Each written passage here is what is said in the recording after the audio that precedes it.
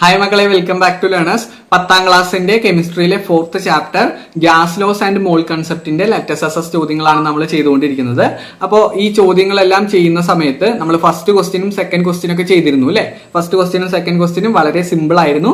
പക്ഷെ അതുപോലെയല്ല മൂന്നാമത്തെ ക്വസ്റ്റ്യൻ അത്യാവശ്യം ഡിഫിക്കൽട്ട് ആണ്. അതിനകത്ത് മോൾ കൺസെപ്റ്റും കാര്യങ്ങളൊക്കെ അടങ്ങുന്ന ചോദ്യമാണ് കേട്ടോ. അത് നിങ്ങൾ കൃത്യമായിട്ട് ചാപ്റ്റർ പഠിച്ചാൽ മാത്രമേ കിട്ടുള്ളൂ.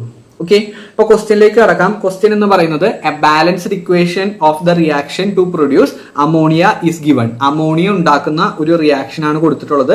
N2 + 3H2 gives 2NH3.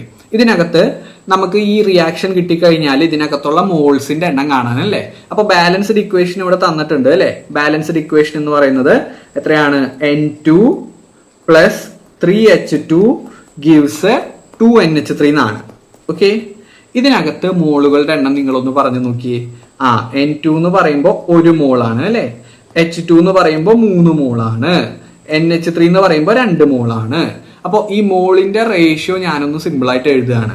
Okay, അപ്പൊ ഇതിന്റെ മോളിന്റെ റേഷ്യോ എന്ന് പറഞ്ഞു കഴിഞ്ഞാൽ 1:3:2 എന്നാണ് കിട്ടുക. അതെങ്ങനെയാണ് നമുക്ക് 1:3:2 എന്ന് പറഞ്ഞിട്ട് കിട്ടിയത്? N2 എന്ന് പറയുമ്പോൾ ഒരെണ്ണാണ് അല്ലെ. ഓക്കെ, ഇനി H2 എന്ന് പറയുമ്പോൾ എത്ര എണ്ണാണ്? 3 H2 ആണ്. ഇനി അതുപോലെ NH3 എന്ന് പറയുമ്പോൾ എത്ര NH3 ആണ്? 2 NH3 ആണ്. നിങ്ങൾ സൈഡിൽ ഈ ഒരു കോഎഫിഷ്യന്റിന്റെ വാല്യൂ നോക്കിയാൽ മതി. തൊട്ട് മുമ്പിലുള്ള കോഎഫിഷ്യന്റിന്റെ വാല്യൂ നോക്കിയാൽ മതി. അത് വെച്ചിട്ട് നിങ്ങൾക്ക് എന്ത് ചെയ്യാം? നമ്പർ ഓഫ് മോൾസ് കണ്ടുപിടിക്കാനായിട്ട് പറ്റും. ഓക്കെ, അപ്പൊ അതിന്റെ റേഷ്യോ നമുക്ക് കിട്ടി. എന്താണ് ഈ പറഞ്ഞ മോളിന്റെ റേഷ്യോയിലൂടെ അർത്ഥാക്കുന്നത്? ആ ഒരു മീനിങ്ങും കൂടി ഞാൻ പറഞ്ഞുതരാം. അതായത് മക്കളെ, നമ്മൾ ബിൽഡിംഗ് പണിയുന്ന സമയത്ത് ഒരു കോൺക്രീറ്റ് ഉണ്ടാക്കുകയാണ്. അപ്പൊ കോൺക്രീറ്റ് ഉണ്ടാക്കുന്ന സമയത്ത് നമ്മൾ എന്ത് ചെയ്യും? സിമെന്റ് ഒരു 2 ബോക്സ് അല്ലെങ്കിൽ 2 ചട്ടിയാണ് നമ്മൾ എന്ത് ചെയ്യുക? സിമെന്റ് ഇടുക. അതിനുശേഷം മണ്ണിടും. അതിനൊക്കെ ഒരു ക്വാണ്ടിറ്റി ഉണ്ട് അല്ലെ. ആ ഒരു കൃത്യമായിട്ടുള്ള ഒരു ക്വാണ്ടിറ്റിയിൽ കിട്ടിയാൽ മാത്രമേ, കൃത്യമായിട്ടുള്ള ഒരു അളവിൽ കിട്ടിയാൽ മാത്രമേ അതെന്തായിട്ട് മാറുള്ളൂ? നല്ലൊരു കോൺക്രീറ്റ് ആയിട്ട് മാറുള്ളൂ. അല്ലാത്ത പക്ഷം അത് നല്ലൊരു കോൺക്രീറ്റ് അല്ല, മറ്റെന്തെങ്കിലും സംഭവമായിട്ട് മാറും. ശരിയല്ലേ? അപ്പൊ എല്ലാ സാധനങ്ങൾക്കും എന്തുണ്ടാവും? ഒരു കൃത്യമായിട്ടുള്ളൊരു അളവുണ്ടാവും. ആ ഒരു അളവിൽ കിട്ടിയാൽ മാത്രമേ അതെന്താവുള്ളൂ? അത് നമ്മൾ ഉദ്ദേശിച്ച ഒരു പ്രോഡക്റ്റ് ആയിട്ട് മാറുള്ളൂ. ഓക്കെ, അപ്പൊ നമുക്ക് ഇവിടെ ഉണ്ടാക്കേണ്ടത് എന്താണ്? അമോണിയ എന്ന് പറഞ്ഞൊരു സംഭവമാണ് ഉണ്ടാക്കേണ്ടത്. അപ്പൊ അമോണിയ ഉണ്ടാക്കണം എന്നുണ്ടെങ്കിൽ എന്ത് വേണം? ഒരു N2 വേണം. ഓക്കെ, 1 മോൾ നൈട്രജൻ വേണം, 3 മോള് ഹൈഡ്രജൻ വേണം. ഇത് രണ്ടും ഉണ്ടെങ്കിൽ മാത്രമേ എന്താവുള്ളൂ? ഈ പറഞ്ഞ അമോണിയ ഉണ്ടാവുള്ളൂ. 2 മോൾ NH3 ഉണ്ടാവുള്ളൂ. അപ്പൊ ഇതൊരു റേഷ്യോയിലാണ്. ഇതിന് പകരം നമുക്ക് വേറെ ഏതെങ്കിലും വാല്യൂ മാറി, അല്ലെങ്കിൽ ഇതിനകത്ത് വരുന്ന റേഷ്യോ മാറിക്കഴിഞ്ഞാൽ ഈ NH3 എന്ന് പറയുന്ന സാധനം ഒരിക്കലും ഉണ്ടാവില്ല. ഇതിന്റെ റേഷ്യോ മാറി മറ്റെന്തെങ്കിലും സാധനമായിട്ട് മാറും. ഓക്കെ, അപ്പൊ ഈ ഒരു റേഷ്യോ വെച്ചിട്ട് നിങ്ങൾക്ക് വേണമെങ്കിൽ ചെയ്യാം. ഈ ഒരു റേഷ്യോ വെച്ചിട്ട് നിങ്ങൾക്ക് ഇതിനെ സ്കെയിൽ ചെയ്ത് മാറ്റാനായിട്ട് പറ്റും. അതായത് ഞാൻ ഇതിനെ സിമ്പിൾ ആയിട്ട് പറയുകയാണെങ്കിൽ ഈ മൊത്തം റേഷ്യോനെ ഞാൻ എന്ത് ചെയ്യാണ്? 10 കൊണ്ട് ഇൻഡ്യൂ ചെയ്യാന്നിരിക്കട്ടെ. ഓക്കെ, അപ്പൊ ഞാൻ 10 കൊണ്ട് ഇൻഡ്യൂ ചെയ്യുകയാണെങ്കിൽ നിങ്ങൾക്ക് ഇവിടെ കാണാനായിട്ട് പറ്റും എന്താ സംഭവം? ഈ പറഞ്ഞ സാധനത്തിനെ മൊത്തം 10 കൊണ്ട് ഇൻഡ്യൂ ചെയ്തു. അപ്പൊ മൊത്തം 10 കൊണ്ട് ഇൻഡ്യൂ ചെയ്യുമ്പോൾ നമുക്ക് എന്താ റേഷ്യോ ആയിട്ട് കിട്ടുക?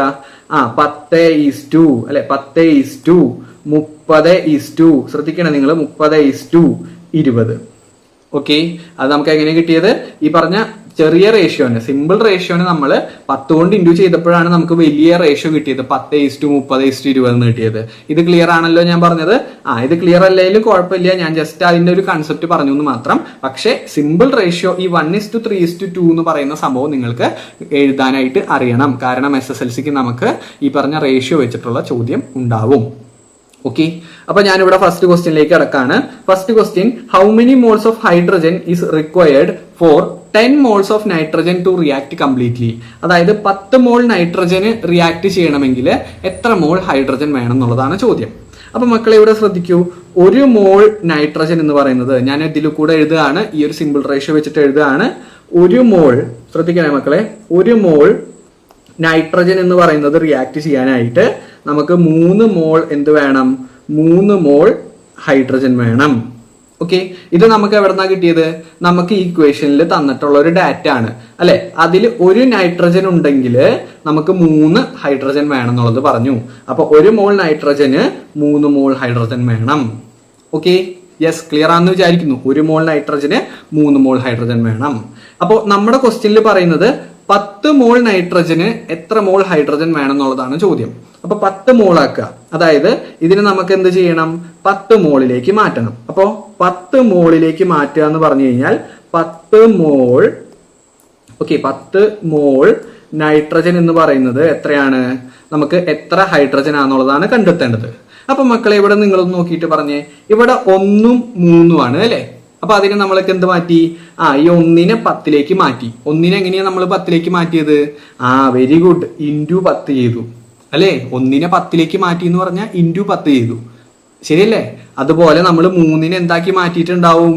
നിങ്ങൾ തന്നെ പറഞ്ഞേ, 30 മാറ്റിയിട്ടുണ്ടാവും. അതായത് ഇവിടെ എന്ത് ചെയ്തിട്ടുണ്ടാവും? ഇവിടെയും 10 കൊണ്ട് ഇൻറ്റു ചെയ്തിട്ടുണ്ടാവും. അതായത് നമ്മൾ ലെഫ്റ്റ് സൈഡിൽ ചെയ്യുന്നത് എന്താണോ അത് തന്നെ നമ്മൾ റൈറ്റ് സൈഡിലും ചെയ്യേണ്ടതുണ്ട്. എങ്കിൽ മാത്രമേ ആ ഒരു റേഷ്യോ കറക്റ്റ് ആയിട്ട് കിട്ടുള്ളൂ. അല്ലെങ്കിൽ ഈ പറഞ്ഞ റേഷ്യോ മാറിപ്പോയില്ലേ? ഇവിടെ നിങ്ങൾ 10 കൊണ്ട് ഇൻറ്റു ചെയ്തു, ഇവിടെ നിങ്ങൾ ഏതെങ്കിലും 15 കൊണ്ട് ഇൻറ്റു ചെയ്തു, രണ്ടിന്റെ റേഷ്യോ മാറിപ്പോയില്ലേ? പറഞ്ഞ മനസ്സിലായോ? അപ്പൊ റേഷ്യോ ഒരുപോലെ വന്നാൽ മാത്രമേ നിങ്ങൾക്ക് എന്ത് കിട്ടുള്ളൂ? ഈ പറഞ്ഞ കറക്റ്റ് അമോണിയ കിട്ടുള്ളൂ. ഓക്കെ, അപ്പൊ ഇവിടെ 1 മോളിന് പകരം നമ്മളിവിടെ 10 മോൾ എടുത്തപ്പോ നമുക്ക് എത്ര ഹൈഡ്രജന്റെ ആവശ്യം വന്നു? ഈ പറഞ്ഞ 30 മോൾ ഹൈഡ്രജന്റെ ആവശ്യം വന്നു. അപ്പൊ നമ്മുടെ ഫസ്റ്റ് ആൻസർ ആയി. എത്ര മോൾസ് ആണ്? 30 മോൾസ് ഓഫ് ഹൈഡ്രജൻ ആണ് നമുക്ക് എന്താവശ്യം? ഈ പറഞ്ഞ 10 മോൾ നൈട്രജന് ആവശ്യമായിട്ടുള്ളത്. ഓക്കെ, അപ്പൊ ഫസ്റ്റ് ആൻസർ എല്ലാവരും എഴുതി വെച്ചോളൂ. നിങ്ങൾ ഹോംവർക്ക് ചെയ്യാൻ വന്നതായിരിക്കും, എങ്കിലും നിങ്ങൾ എന്ത് ചെയ്യുക? ഇതിന്റെ കൺസെപ്റ്റ് പഠിച്ചു വെക്കാനായിട്ട് ശ്രമിക്കുക കേട്ടോ. ഓക്കെ, യെസ്, ഹോംവർക്ക് ചെയ്യാൻ വന്നവരൊക്കെ ഉണ്ടാവും. അപ്പൊ നിങ്ങൾ എന്ത് ചെയ്യണം? കൺസെപ്റ്റ് പഠിക്കണം. എങ്കിൽ മാത്രമേ നിങ്ങൾക്ക് എക്സാമിന് ഇത്തരം ചോദ്യം കിട്ടിക്കഴിഞ്ഞാൽ ചെയ്യാനായിട്ട് പറ്റുള്ളൂ. Okay, yes. ഇനി നമുക്ക് ചെയ്യേണ്ടത് how much ammonia will be produced if 10 moles of nitrogen react completely. അതായത് 10 മോൾ നൈട്രജൻ. ബി ക്വസ്റ്റ്യൻ ആണ് ചെയ്യാൻ പോകുന്നത്. ബി ക്വസ്റ്റ്യൻ നിങ്ങൾ ശ്രദ്ധിക്കൂ. B question. അപ്പൊ നമുക്ക് ഇവിടെ കിട്ടിയിട്ടുണ്ട്. എന്താണ് കിട്ടിയത്? ഇവിടെ നമുക്ക് കിട്ടിയിട്ടുള്ളത് നൈട്രജനും അമോണിയവും തമ്മിലുള്ള ആ ഒരു റേഷ്യോ കണ്ടുപിടിക്കാനാണ്. അപ്പൊ ഞാൻ ഇവിടെ എന്തിനാ എടുക്കേണ്ടത്? നൈട്രജനും അമോണിയ എടുക്കണം. എത്ര നൈട്രജൻ ഉണ്ട്? സിമ്പിൾ റേഷ്യോയിൽ 1 നൈട്രജൻ ഉണ്ട് അല്ലെ. എത്ര അമോണിയ ഉണ്ട്? 2 അമോണിയ ഉണ്ട്. അപ്പൊ നമുക്ക് ഇതിൽ നിന്ന് മനസ്സിലാക്കാനായിട്ട് പറ്റും, 1 മോൾ നൈട്രജന്, ശ്രദ്ധിക്കണം മക്കളെ, ഇത് ശ്രദ്ധിച്ചിരുന്നാൽ മാത്രമേ കിട്ടുള്ളൂ, എങ്കിൽ മാത്രമേ നിങ്ങൾക്ക് ക്ലിയർ ആയിട്ട് കിട്ടുള്ളൂ. അപ്പൊ 1 മോൾ നൈട്രജന് എത്ര മോൾ ഹൈഡ്രജൻ ആവശ്യമുണ്ട്? നിങ്ങൾ തന്നെ പറഞ്ഞേ. 3 മോൾ ഹൈഡ്രജൻ ആവശ്യമുണ്ട്. പക്ഷെ നമുക്ക് ഇവിടെ ക്വസ്റ്റ്യനിൽ ചെയ്യേണ്ടത് അമോണിയ ആണ് കണ്ടുപിടിക്കുന്നത്. അപ്പൊ അമോണിയ എന്ന് പറയുന്നത് എത്രയാണ്? 2 മോൾ NH3 ആണ് അവിടെ ഉണ്ടാവുന്നത്. ശ്രദ്ധിക്കണേ മക്കളെ, എന്തിനെ കുറിച്ചിട്ടാണ് ഈ പറഞ്ഞ റിലേഷൻ എന്നുള്ളത് നിങ്ങൾ ക്വസ്റ്റ്യൻ ഒന്ന് വായിക്കണം. ക്വസ്റ്റ്യനിൽ എന്തിനെ പറ്റിയായിരുന്നു റിലേഷൻ?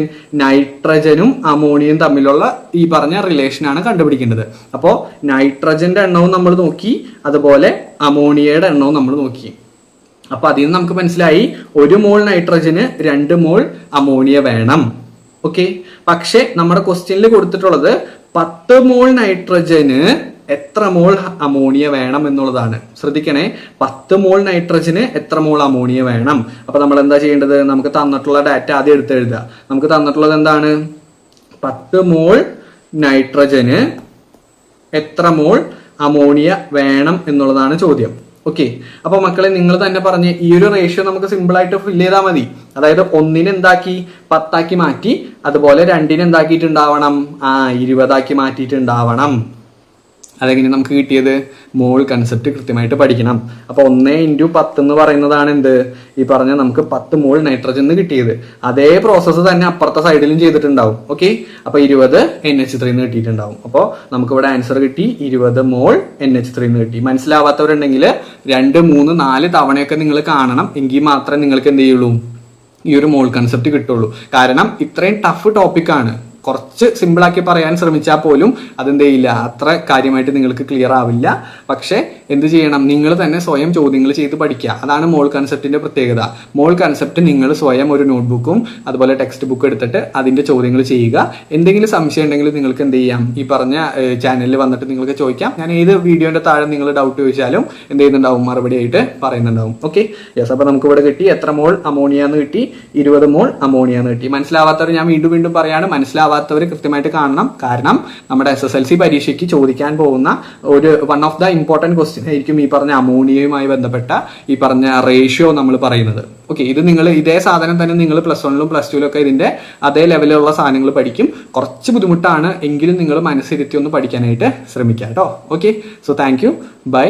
നിങ്ങൾ ചാനൽ സബ്സ്ക്രൈബ് ചെയ്തിട്ടില്ലെങ്കിൽ കറക്റ്റായിട്ട് സബ്സ്ക്രൈബ് ചെയ്തോളൂ. അടുത്തടുത്ത ക്വസ്റ്റ്യൻസ് ആയിട്ട് നമ്മൾ വരുന്നുണ്ടാവും. Okay, so thank you, by.